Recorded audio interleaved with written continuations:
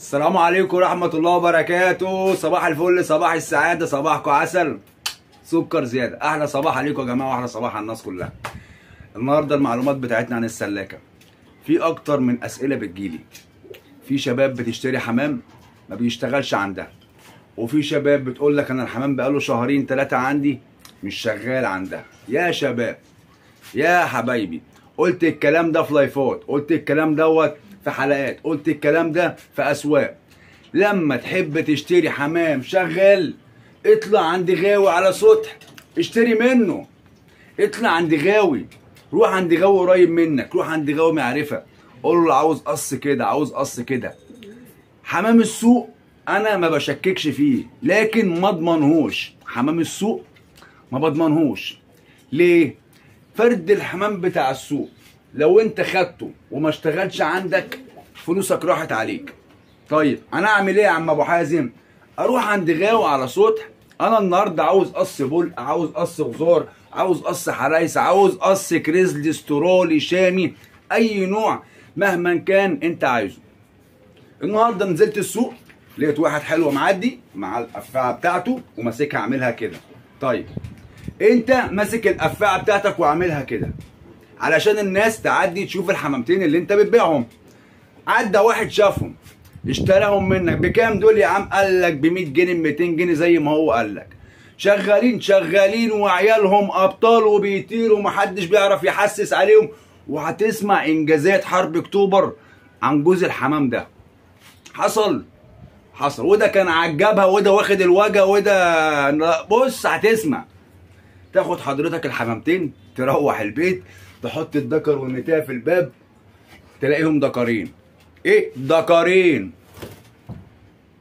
طب ولو لقيتهم دكر وانتايه يقعدوا شهر واثنين وثلاثه وما بضوش، تقوم انت جاي عليا يا عم ابو حازم الحمام عندي بقاله شهرين مش عاوز يبيض. هو شغال؟ هل الحمامه دي شغاله ولا انت خدتها بالسمع؟ خدتها بالسمع. ليه؟ لانك اتعاملت مع شخص معدوم الضمير. اتعاملت مع شخص معدوم الضمير اللي هو يديك حمام مش شغال من اجل اللي هو تخلص منه، وانت يا عيني دخلت عجبك القص شكله حلو، دفعت الفلوس، الحمام ما اشتغلش. فانا بقول لك النهارده لو في قص حمام عامل 100 جنيه، بص بقول لك ايه ابسط الامور، 100 جنيه ولقيت القص دوت عند ابو حازم ب 120 ب 130 جنيه، اروح اخده من عند ابو حازم ب 120 او ب 130 جنيه. هتقول اصل انا وفرت 30 جنيه، ما هو انت خسرت ال 100 جنيه خسرتهم.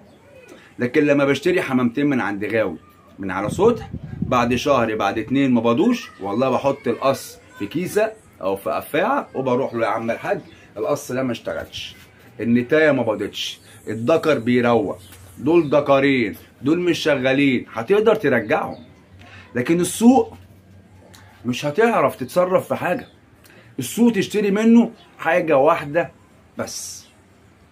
السوق الحاجه المضمونه فيه هي حاجه واحده بس. انا كنت ممكن انزل اشتريها. ايه هي؟ الشبابات الطواير العتق، الشبابات الصغيره اللي هي طواير عتق. يعني ايه؟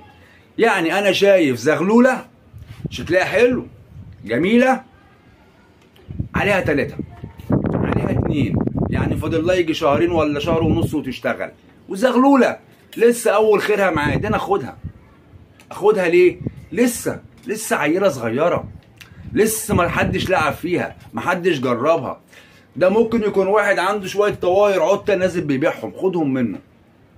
ايه تاني تشتريه؟ لو عاوز تشتري زغلول من السوق اشتري زغلول من السوق يا عمي، بس اشتري زغلول فايق. ازاي بقى اشتري الزغلول الفايق؟ هقول لك ازاي.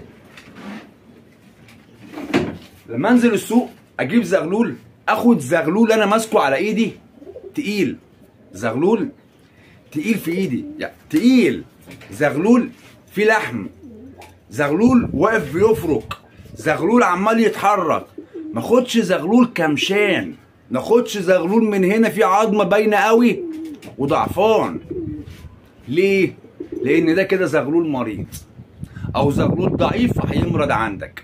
لكن لما انا اخد زغلول مصحح من السوق اهو. طبعا مش بتاخده في العمر ده، بتاخد زغلول شادد عندكم بيلقط، بس الزغلول تقيل، الزغلول فايق، الزغلول واقف على الدشار بتاعه، تيجي تمسكه يجري من على الدشار، يجري من على السبت، ينقل نفسه من السبت للسبت. خده الزغلول ده تاخده. خلاص، يبقى حاجتين بنشتريهم من السوق، التيره العتقه او الشابه الصغيره. ولو عاوز اشتري زغاليل يا عم من السوق، مش عارف تجيب من عند غاوي، اشتري من السوق. تيجي تقول لي طب هي زغاليل السوق يا ابو حازم مضمونه؟ زغلول السوق انت بتجيبه بتجربه، في نسبه كبيره منهم بتطلع كويسه، في نسبه كبيره بتطلع كويسه، بتطلع حلوه، بتطلع ناصحه، بس بيرجع برضو الدور والباقي عليك انت في تدريبهم. بتعمل الاصول، بتعطر الزغلول وبتنصحه. طب الزغلول الخايب مهما تعطره مهما تنصحه هو زغلول خايب. وخلي بالكم صدقوني بجد والله، نسبة قليلة قوي في الحمام خايب. النسبة الأكتر جموديا هم الأكتر، هم دول جموديا، بس بتبقى محتاجة تنصيحة منك إنك تنصح أنت الزغلول، أنت اللي تنصح الزغلول بتدريبك بتعويدك. أخد بالك؟ هرجع لكم بعد أذان العصر، هنصلي العصر ونرجع لكم تاني. ورجعنا لكم تاني يا جدعان، طبعا بعد صلاة العصر نرجع نكمل كلامنا تاني. زي ما أنا قلت لكم، أكتر الحمام بيكون فيه عطارة وبترجع لإيد الغاوي. يعني إيه بترجع لإيد الغاوي؟ الفرد لو جدع وناصح وبيوت كويسة وأنت مش غاوي تبوظهم ويروحوا منك. تبوظهم ويروحوا منك. ولو فرد حمام صدقوني ما فيهوش نصاحة ولا عطارة، صدقوني الغاوي يقدر يسوقهم ويشتغل بيهم. الغاوي بايده كل حاجه يعملها في فرد الحمام. الغاوي اللي بيجرد الخايب من الناصح، الغاوي اللي بيكشف الفرد الناصح وبيعطره. يعني ايه بيعطره؟ يعني جدع، يخليه جدع. كلمه عتره في الغيه يعني فرد جدع، دي العطاره. خلاص، فانت النهارده لما بتشتري زغلول من السوق خده اعمل معاه الاصول، وصدقوني في زغاليل ياما بتبقى من السوق كويسه. مش اي واحد بينزل زغاليل السوق تبقى بايظه الا الزغلول. الزغلول لا، ممكن يكون واحد فارخ شويه زغاليل بس مش عارف يبيعهم، ملوش مثلا مكان يسوق ليه، ملوش صفحه على الميديا يسوق فيها، فبينزل بهم السوق. خدهم. اهم حاجه بقى استقبالك للزغاليل. اول ما تجيب زغاليلك يا باشا اسمع مني النصيحه دي لوجه الله. لو جبت زغلولتين قعدوا مع بعض، جبت 4 حط كل 2 اخوات مع بعض، جبت 6 كل 2 اخوات مع بعض. ما تحطش الزغاليل كلها مع بعض لما تجيبها من السوق. هتقول لي ليه؟ لان هم جايين من مناخ لمناخ تاني، جايين من مكان لمكان تاني، فلو تعب منهم واحد الزغاليل كلها راحت. فانا لما بعزلهم وبحط كل 2 مع بعض، اللي يتعب يابا يتعب لحاله، اللي يتعب ما ياخدش اخواته معاه. ما انا دافع فلوس، هرجع هعيط فلوس راحت فين يا عم الحاج، وهتعقد من غايه الحمام. فانا النهارده بديك نصايح ليك انت. خلاص، امبارح في شاب كتب لي كومنت وانا على اللايف، قاعدين في اللايف، كتب لي كومنت من التربويه زعلني، حطيت له ميوت في اللايف. ليه؟ انت النهارده بتتعلم مني حاجه، خلاص، وبعلمك على الحمام وبوري لك. يبقى مش مطلوب منك تروح مدرسه تانيه تعلمك، لان انت كده هتتشتت. لو انت بتسمع لواحد تاني مقتنع بيه وجيت عندي لقيت الكلام متغير، خليك مع اللي انت بتسمع له، لانك هتتشتت. عاوز تسمع للناس كلها، اسمع للناس كلها وجرب عندك، هتلاقي نفسك شوف مين صح ومين غلط. لكن انا علشان اكون من 2017 و2018 بقول لكم الحمام بتاع النش وزغاليل النش بتكلف مره واحده في اليوم، بعد ما بتنزل من الطيران بتكلفها وتقفلها. يجي لي الشاب امبارح يقول لي هي الزغاليل يا ابو حازم بترجعانه ولا شبعانه؟ انا زعلت، حسيت ان مجهودي اللي انا بقوله في الارض، كمجرد اللي هو قال لي لا، ده انا سمعت ناس تانية قالت لي الزغلول يطلع شبعان. يعني ايه يطلع شبعان؟ يعني اطلع مأكله قبل ما يطير اكله؟ لا، الزغلول في الغيه فوق بعد ما بيخلص طيران بينزل ياكل، بعد منها ب10 دقايق اشيل له الاكل من عنده. طب ياكل تاني امتى يا ابو حازم؟ ياكل تاني يوم في نفس الميعاد بعد ما تطيره وتنزله. خلاص، تعالوا بقى نتكلموا في حته الفرخ عندنا النهارده في السلاكه. هنتكلموا في حته الفرخ في السلاكه. ما تبصليش ان انا فرخت او مطلع زغلولتين. تمام، لان انا مريح الحمام ومجهز الحمام وخادم الحمام وخادم الحمامتين. تمام، دول زغلولتين ولاد التمر هندي اهم، دول ولاد التمر هندي اهم. هيطلع واحد ابيض خالص، تعالى كده بره اهو. هيطلع معانا واحد ابيض خالص زي ما حضرتك شايف اهو، والتاني هيطلع سيبر بيه. يعني ايه سيبر بيه؟ هوريك السيبر بيه يعني ايه. سيبر بيه يعني يطلع برقبه زي ما انت شايفها كده محمره، والدماغ من فوق عطشه على رصاصي فاتح، وفي الدبج اللي موجود ده دبج مش حبيكه. خلاص، ليه ده دبج مش حبيكه؟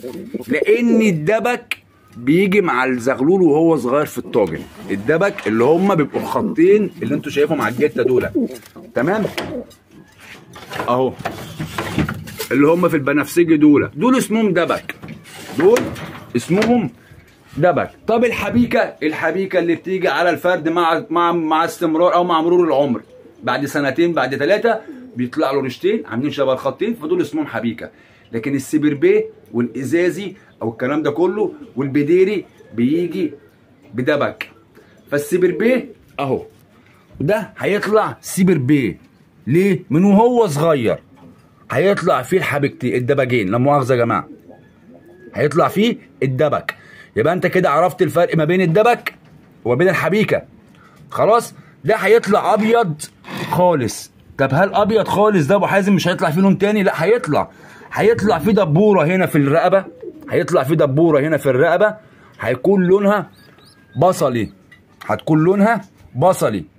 طب وبعد ما يكون بصلي يعمل حاجه من الاتنين، يا يعمل لي كشميري يا يعمل لي تمر هندي. طب انت عرفت ازاي يا عم الحاج؟ بيوتي وبفروخها وعارفها وعارف انتاجها بيطلع ايه.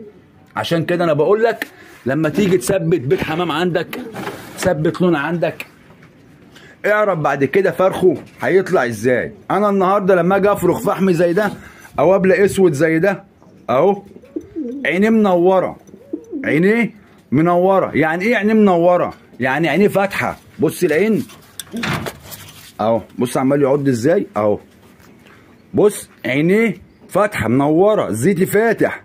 بص عمال يعضني ازاي وانا ماسكه اهو، ده عينيه منوره.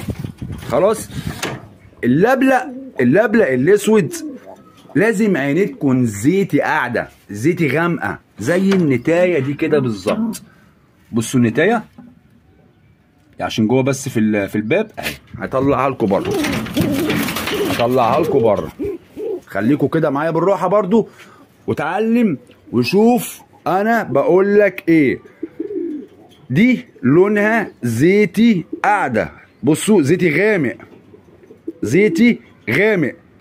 دي عيون اللبلة الاسود، هي دي عين اللبلة الاسود. خلاص، لكن ده تكوين ابلة اسود وكله ابلة اسود، لكن عينه مش عين ابلة. طب فرخته ليه يا ابو حازم؟ اللي لقيته قدامي لما كنت بدور على حمام ما لقيتش الحمام اللي انا عايز افرخه، فاضطريت استحسن اللي موجود واخده واحاول اشتغل عليه. عمل لي ايه حضرته؟ عمل لي جريمه، عمل لي جريمه. فرخ لي ايه؟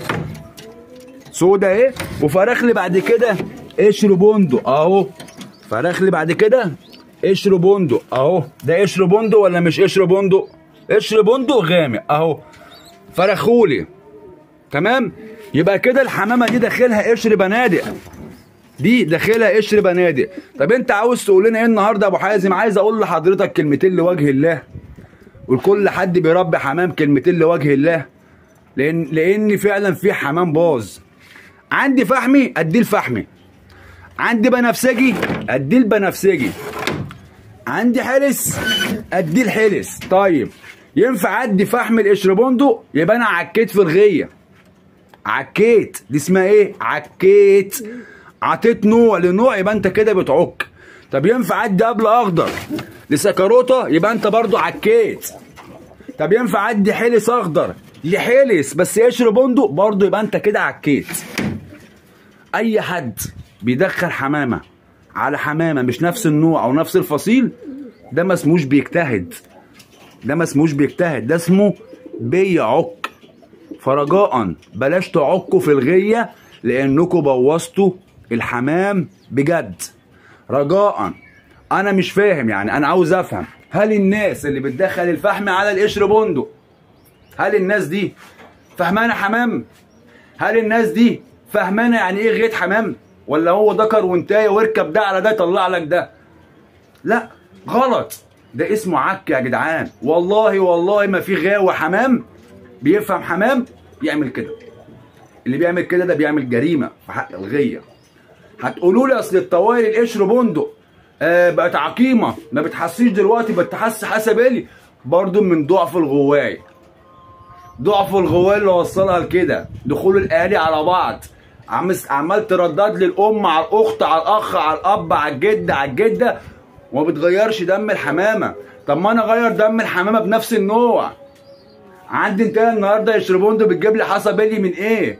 اجيب نتايه تانيه شغاله وافرخ منها واطلع النتايات اللي طالعه منها واجيب دكر تاني من بره شغال وادخل الدكر اللي جاي من بره على الطوائر بتاعتي زغاليلي. هنا انا غيرت دم. عمر العقم ده ما يحصل. ردود الدم على بعض والاهالي بيورث امراض وبيورث اعاقه وبيورث حاجات كتير. انتوا ورثتوا الحمام دوت الاعاقه من غير ما تاخدوا بالكم. ليه؟ لانكم مش فاهمانين انتوا بتعملوا ايه. انتوا عاوزين تجتهدوا، اجتهد في الصح. عندي فحم زي ده كويس وعندي تيره كويسه بفرخهم، عاوز احسن منهم، بشوف ذكر قوي في تكوين الفحم الكويس وادخله على الطوائر بتاعتي، ادخله على الطوائر بتاعتي. لكن انا يكون عندي بيت وشغال عليه سنه واثنين وثلاثه ويجي بعد كده ولا بعد سنتين يفرخ لي حاجه تانيه، مجهودي راح في الارض وتعبي يروح في الارض. ليه؟ لان خدت فرد حمام غيري مبوظه، غيري مبوظه. عمركم شفتوني هنا لقيت حاجه على حاجه نوع غير نوع؟ عمركم شفتوني؟ عمري ما عملتها. هوريكم حاجه دلوقتي صغيره، هوريكم. خش بس دلوقتي يا عم يابا، شوف برضو يابا يابا. خش طيب، خش طيب، خش خلاص، خش. هوريكم حاجه انا دلوقتي، تعالوا كده معايا، تعالوا معايا. بصوا، شايفين السكروتايه اللي هناك دي؟ السكروتايه اللي هناك ده انا عايز افرخها. السكروتايه دي عايز افرخها. بقى عندي قد ايه؟ والله والله والله دي من اول الموسم، ممكن تكون من شهر 2 عندي، يعني داخله في 8 شهور. السكروتايه دي ملقيتهاش ليه يا رجاله؟ مع ان كان عندي على ورد. ما ينفعش تخش غير على سكروته، لازم تخش على سكروته يكون احلى منها. ده مل الدكر، نقي الدكر بتاعك اقوى من النتايه. نقي الدكر بتاعك حضرتك دايما اقوى من النتايه. خلاص؟ طب ما انا ممكن كنت الاقيها اللي على ورد اللي كان عندي، ادخلها يا عم على اخضر واجيب امريكاني واجيب يهودي واجيب اسرائيلي. طب وانا ليه اعك وادخل اليهود ما بيننا؟ ليه؟ خلونا في الحمامه بتاعتنا. سكروته ياخد سكروته، اخضر ياخد اخضر، فحمي ياخد فحمي. غير كده حضرتك عكيت في الغيه. اتمنى ان الفيديو يكون عجبكم وافادكم، عشان عندنا فيديو تاني فوق وان شاء الله اللي جاي احلى. تحياتنا ليكم ولكل متابعينا المحترمين اللي بتتابعنا من جوه مصر ومن بره مصر.